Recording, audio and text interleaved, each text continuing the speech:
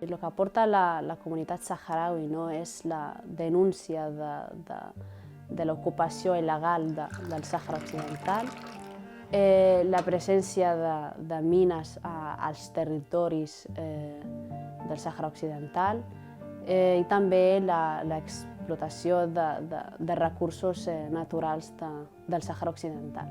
El nostre conflicte es toca amb molts altres i el més proper és el de Palestina, no? Llavors, clar, des d'aquí, nosaltres, per al fet d'estar denunciant l'expoli de recursos, no només estem denunciant l'expoli de recursos del Sàhara, sinó de tot el continent africà, no?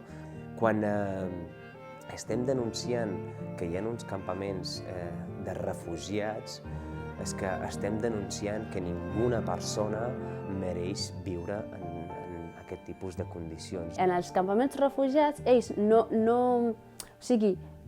donen visibilitat a la causa, però d'una altra manera totalment diferent a el que nosaltres estem fent aquí. Aquí, per exemple, tenim moltes oportunitats, per exemple, com són les redes socials, per exemple, podem posar qualsevol cosa del Sàhara i hi ha gent que sí que et pregunta o ja estàs donant una mica de visibilitat.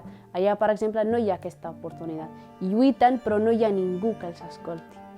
El fet que existeixi aquest mur i que hi hagi un control militar en tot l'oest del Sàhara, això dificulta molt que la resta d'Àfrica tingui unes vies segures i el dret, sobretot, a poder migrar, perquè primer es troben amb un mur de més de 2.500 quilòmetres, hi ha mines antipersones, un exèrcit molt armat i molt violent. Llavors, clar, diguem-ne que impedeix aquest camí natural, aquest flux migratori natural.